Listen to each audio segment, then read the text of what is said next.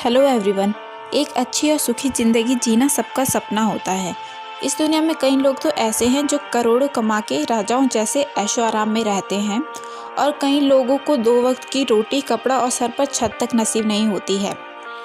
अमीर और विकसित देशों के बारे में तो हम अक्सर पढ़ते और सुनते रहते हैं, जैसे यूएसए, सिंगापुर, कतर, यूएई।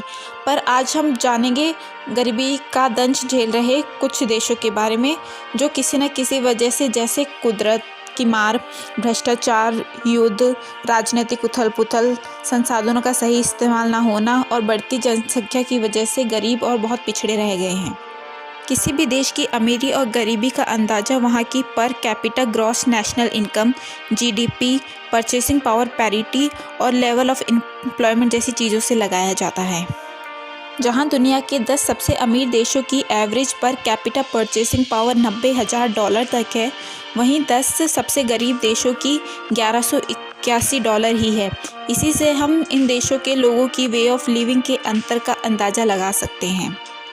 तो चलिए जानते हैं दुनिया के 5 सबसे गरीब देश और गरीबी के कारण के बारे में। Number 5, Malawi.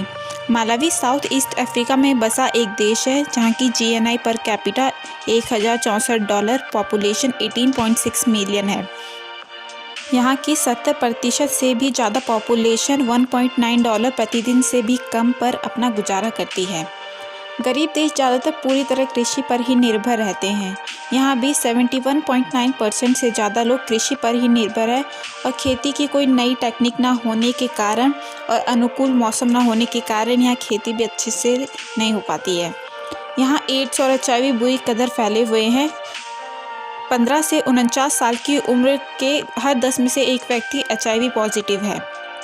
पर अच्छी बात यह है कि 1964 में ब्रिटेन से आज़ादी के बाद से ही मालावी एक शांति प्रिय देश रहा है और जो अपनी डेवलपमेंट की दिशा में भी काम कर रहा है, जिसके कारण यहाँ की जीडीपी में बहुत तेज़ी से सुधार हो रहा है।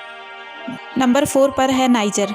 नाइजर वेस्ट अफ्रीका में बसा एक लैंडलॉक्ड कंट्री है। यहाँ की जीएनआई पर कैपिटा $906 और पॉपुलेशन 21.5 मिलियन है। यहाँ की गरीबी का मुख्य कारण यहाँ की राजनीतिक उथल-पुथल और सरकारों का समय समय पर तख्ता पलट है। यहाँ के 80% से ज़्यादा लोग अभी भी गरीबी रेखा से नीचे ही जीवन यापन करते हैं। ज़्यादा गर्मी होने के कारण इसे फ्राई पैन ऑफ वर्ल्ड भी कहा जाता है। यहाँ हर व्यक्ति एवरेज $3 प्रतिदिन से भी कम में दिन गुजारता है। इस देश में तेल, सोने की खान जैसे संसाधन भरपूर मात्रा में है, जिस कारण यहाँ की इकोनॉमी में अब थोड़ा सुधार आ रहा है और अभी 4.9% की दर से बढ़ रही है। नंबर 3 पर है डेमोक्रेटिक रिपब्लिक ऑफ कॉन्गो। यह भी सेंट्रल अफ्रीका में बसा एक देश है। यहाँ की जीएनआई पर कैपिटा $796 और पॉपुलेशन 81.3 मिलियन है।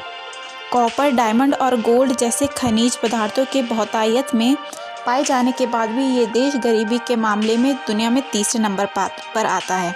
इन्हीं खनिजों के चलते उपजी सिविल वॉर के कारण यहाँ लगभग 6 मिलियन लोगों ने अपनी जानें गंवा दी है। यहाँ अब तक कोई फिक्स्ड टेलीफोन लाइन तक नहीं है। 17% लोगों के घर तक ही अब तक बिजली पहुँच चुकी है। भ्रष्टाचार की भरमार ने भी यहाँ के विकास को रोका हुआ है। पुअर स्वास्थ्य सेवाओं के कारण यहाँ का मृत्यु दर बहुत ज़्यादा और औसत उम्र सिर्फ 60 साल है। नंबर 2 पर है बुरुंडी। यह भी ईस्ट अफ्रीका में बसा एक देश है। यहाँ की जीएनआई पर कैपिटा $686 और पॉपुलेशन 10.9 मिलियन है। यहाँ 80% से भी ज़्यादा लोग गरीबी रेखा से नीचे जीवन यापन करने को मजबूर है। बुरुंडी की गरीबी का एक सबसे बड़ा कारण तुत्सी माइनॉरिटी और हुटू माइनॉरिटी के बीच 1994 से चल रही सिविल वॉर भी है, जो अगले 12 सालों तक चली। आज बुरुंडी का पब्लिक सेक्टर भ्रष्टाचार के मामले में दुनिया के सबसे ज़्यादा भ्रष्ट देशों की गिनती में आता है। यहाँ की 87% जनसंख्या गांव में रहती है और गरीबी रेखा से नीचे जीवन यापन करती है। यहाँ 10% लोगों के घर में ही अब तक बिजली है। पूरा देश परंपरागत कृषि पर ही निर्भर है, जिसमें भी नई तकनीक और मौसम के कारण कोई खास उपज नहीं हो पाती है। नंबर 1 पर आता है सेंट्रल अफ्रीकन रिपब्लिक। यहाँ की जीएनआई पर कैपिटा $663 और पॉपुलेशन 4.7 मिलियन है। गोल्ड, डायमंड और ऑयल जैसे खनिज पदार्थों की भरमार के बाद भी यहाँ 1960 में फ्रांस से आज़ादी के बाद से ही फैली हिंसा के कारण कोई डेवलपमेंट नहीं हो सका है। 20वीं शताब्दी के अंत से ही यहाँ मुस्लिम और क्रिश्चियन के बीच धर्म युद्ध चल रहा है, इसने भी यहाँ के विकास को रोका हुआ है, जो 2012 तक चला। खराब स्वास्थ्य सेवाएं और अवेयरनेस ना होने के कारण यहाँ की लगभग 13% जनसंख्या एड्स से पीड़ित है।